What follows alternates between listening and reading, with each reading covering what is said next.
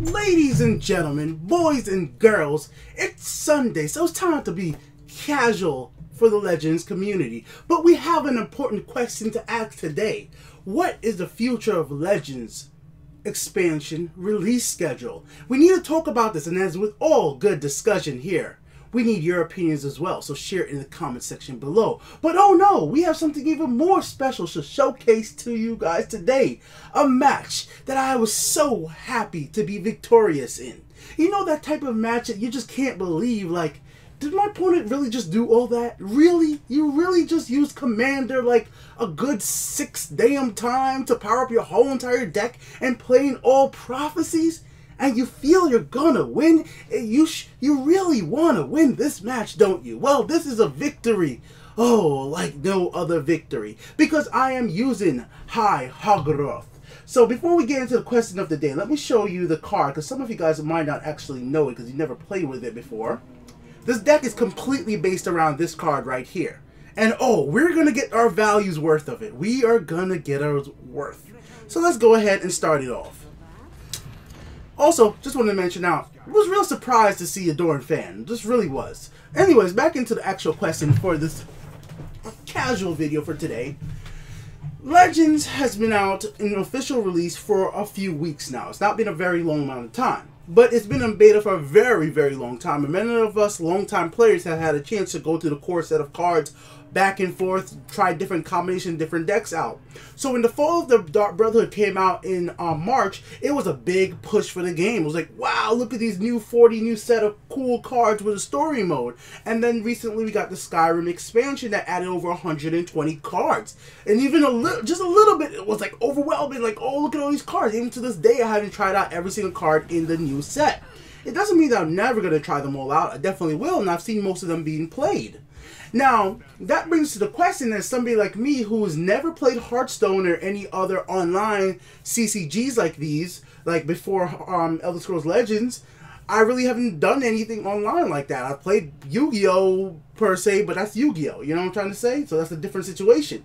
So I don't know how like a game like Hearthstone or any other CCGs does their release schedule, but I do have an opinion on what Legends might want to do to have the community base feel like there's enough content being put out, but not being overwhelmed for the new players who are just getting into the game right now, who feel like maybe there's just too many cards to try to get 100% collection, because when you go to your collection screen, you definitely could tell. Also, I'm sorry about the match. My opponent just wasted so much time right here. They just wasted so much time before they made their move on this turn, but it's worth watching. This match is very, very worth watching. So back on point though, right? So this is what I'm thinking here.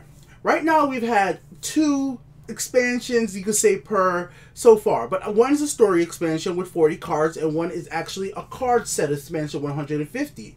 And I don't know how Hearthstone, like I said before, does it, but I figure probably around 3 expansions a year at most is probably what most games would be able to support. One in the spring, one in the summer, one in the winter. And even then, it might be too much if it's 150 cards. I don't know. Legends is a very complex game because many of the cards in Legends summon other cards. So you might have a creature or a card that looks straightforward, it just summons, it just you play it and that's it. But if it summons 2 other creatures, like Soul Splitter or something that's, Soul Split, like something like that, it makes everything a little bit more interesting because there's even more combinations you have to think out and try to figure out.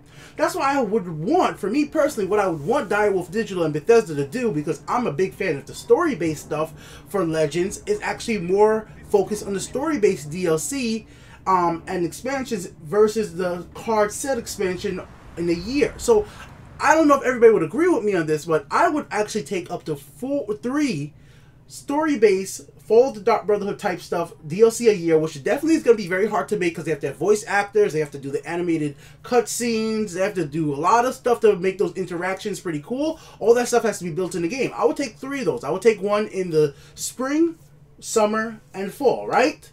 And now for when it says core set expansions like Heroes of Skyrim, I would actually be fairly okay with either 1 or 2 a year. I would personally be okay with that. If they only did one big expansion a year that adds a whole bunch of cards to the game, but we got these 3 story DLCs that add maybe 20 to 40 cards per expansion and have your story mode that you can play, I think that would be very interesting. And the reason why I say it this way, and this might be even too much compared to other CCGs, I don't know, because I just haven't played Hearthstone in those games, so I really just don't know. The other way I'm thinking about it is that Legends gives us a monthly reward card every single month. The recent monthly reward card that works with the Archonauts, let me bring it up on the screen for you guys right now so you guys can see the card I'm talking about. I'm sorry if I can't remember the name off the top of my head, but I will show it to you just to be sure you guys know what I'm talking about. But the recent monthly reward card really put a big push for a different type of a deck we usually don't see recently, and that's what we want from Legends. It is right here. Okay, whoops, I went to the core set. Well, while I look this up, guys, because it's casual day today, I'm not going to be all that serious. I will go ahead and let you guys enjoy the madness on the match. You see Commander on the field right there, guys. You see Commander. Most people would kill Commander because they expect Night to Remember. They expect Winterhold Illusionist. But because I left it alive, I knew my opponent was going to do that stuff. I knew it was going to happen. And that's one thing you got to think of sometimes when you're playing a match. You got to make sure that your opponent becomes predictable. I felt that was going to happen. So I was like, okay, he's playing off the prophecy system. He's going to try to, he's not going to lightning bolt my creatures. I'm going to be able to keep my creatures alive. Like, I felt I could play off of what I expect my opponent to do instead of killing that and then him having to play another one. And I just didn't want to do it like that. I wanted to be more my opponent to be more predictable. But this right here, Conjurer of Tutor. This card was a monthly reward card that was really put a big fire under these types of deck. It was a really good ad, and we get one of these every single month, right? So that's like another way to get, that's 12 new cards a year, 100% for Legendary. 12 new cards right off the bat.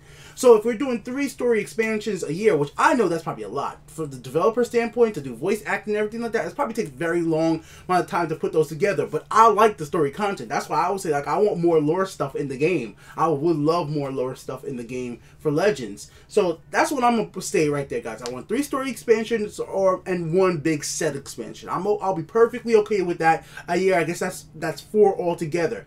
Now, probably what's more realistic is maybe 2 story expansions and 1 set expansions. And when I'm saying, like, the story expansions really don't need to come with a lot of cards. As long as it's an entertaining and long enough story, I'll be more than willing to pay that $20 to experience that story expansion, giving the developer some money for their hard-earned time and working on the game, especially if I enjoyed the story, what they've been putting out. And so far, I've liked what they've done with the story mode in Elder Scrolls Legends. I don't think most of the other, you know, card games like these have like a story mode like this. I tried playing Gwent for a little bit after Legends came out, but it wasn't as fun as I had when I was playing Gwent in Witcher 3. Witcher 3 is a great game, though. Just not hating on Witcher 3 at all. That's a good ass game.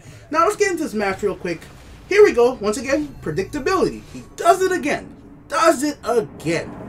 Now, what I was hoping for was a Dawn's Wrath in the right lane, but I never got my Dawn's Wrath, so that's unfortunate. I'm going to have the deck build in the description. So if you guys want to make this deck, I'll have the deck build in the description. But if anybody who was at my 6.5-hour Twitch live stream, we made this deck and we took it online and we had some fun with this one, man. We had some fun with this deck. We had an Iron Arcanaut go up to 33 attack when we were using this and World Eater's Eye. We're using High Hogroth and World Eater's Eye, and then we're using the Armorer. It was some just crazy combos of how high we got creatures attacks too. So we got Lurking Crocodile, that's a 9/8 on the field, a 9/9 Winterhold Illusionist, you know, and the Commander's back. It's looking bad, but guys, I got 21 health. My opponent got 8. In all good sense, I'm not doing too bad. For me, I was not feeling pretty confident, especially with the 2 removals in my hand. I had 3 removals if you count Piercing Javelin.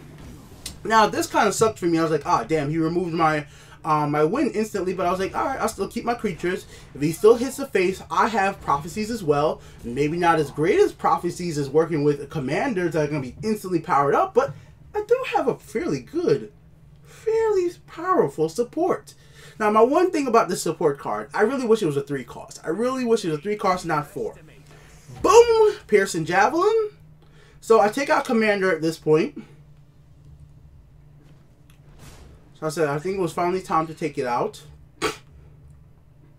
Let him hit the face. He gets punished for it. Oh! Feel the power! Instant 9/9 on Praetorian. Oh my gosh! You know he felt that coming the whole entire match. I felt bad for him because I felt it coming the whole match. Now I have straight up two-face lethal. Now this match is not going to be over that quickly. I mean, if it was, that wouldn't be all that entertaining.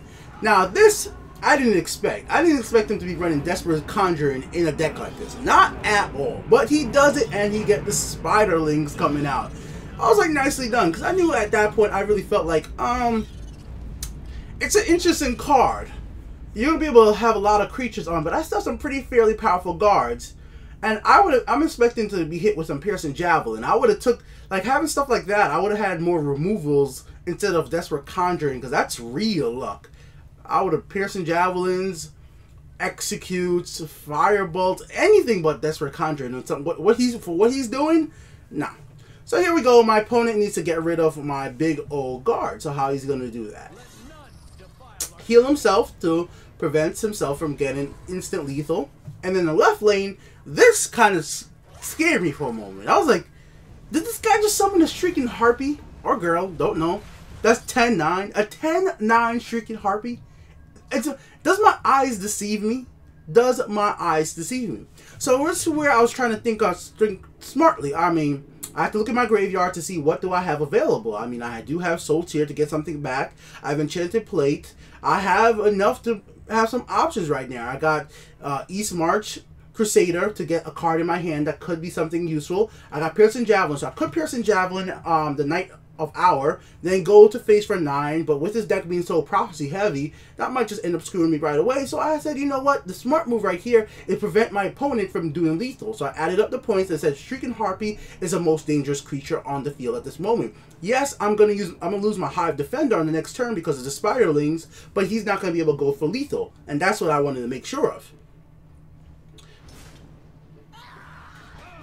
So in this situation right here, another Praetorian, and I put it in the left lane. I fully well know some people would put it in the right lane, but I play different than most people, because if I put it in the right lane, at least I'll still have something to protect the right lane. But I already knew that he's going to use the Spiderlings. I like my opponent to be predictable for me to kill the Hive Defender. He's going to use those creatures in the right lane to kill Praetorian, unless he has a Piercing Javelin, but he hasn't used one yet, so I can't.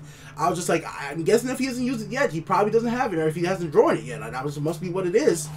So, as we predict right there, keep my Praetorian 9/9 in the left lane, still a dangerous creature. In the right lane, we're going to lose it, but we'll just have to deal with that. We'll have to deal with that. Now, he does do something that I was kind of surprised with. You guys will see it in a second. So, he's thinking right now. He's very much thinking. Surprised the hell out of me. So, I was constantly looking at my graveyard just to think of how could I combo well right here. And I was thinking of a Cloud Rest Illusionist, but I'm like, I don't have the Execute in my hand to really get the most value as I possibly could out of this one. So I was actually quite surprised when he killed the card right. Look, out of all the cards he could have possibly killed, I just did not think he was going to kill Winterhold Illusionist. I thought he was going to kill the Spider, but then he uses a Night to Remember to make it get reactivated again. I'm like, what? Like, I think that's game. I'm pretty sure I just won this match. Like, I'm pretty damn sure that's not the smartest play, because you're just going to be killing your own creatures right here. Yeah, I was like, yeah. The day's mine. I had to say it. I had to do the taunt. I just had to taunt. Because I was like, really? Commander, that many times? That many times you're going to activate that ability in a Prophecy deck? And you still lose that many times? So there you go, ladies and gentlemen. Don't fear Commander. When you see it, it might suck, but go to face. Thanks for watching. Deck list in the description. Let me know, ladies and gentlemen, one more time. What do you want the release schedule for new expansions to be for the Elder Scrolls Legends? For me, guys, like I said, I want lots of story-based stuff for this game. I love the story stuff. I love the lore, and I want more of it. and you can do one big release set a year, and that'll be fine. And we get these monthly reward cards to work towards, which is cool as well. Plus, we have the Gauntlet mode, which does rewards for different stuff. That we're gonna get avatars from there, and a bunch of stuff they're saying gonna be added into the Gauntlet mode every single month. And we have the Chaos Arena to play. So there's lots of different ways to play and have fun that mix things up instead of saying that oh, we only have this many cards. I think that's one thing that's really special about Legends for me, is the fact that because of Chaos Arena, Gauntlet, a regular Solo Arena, and all the damn lane conditions, things get switched up so much that I don't feel like I'm getting bored with the core set. That's why I think like maybe not having as many big expansions a year is fine, like the Heroes of Skyrim, but I definitely am going to be missing out on not having story stuff. Because even when the Skyrim came out, I was like, oh man, I would have took 50 less cards to get a story in this Heroes of Skyrim expansion. That's me though. Share your own opinions in the comment section below, or on Reddit, whichever way you want to do it. Thanks for watching, guys. See you guys online soon.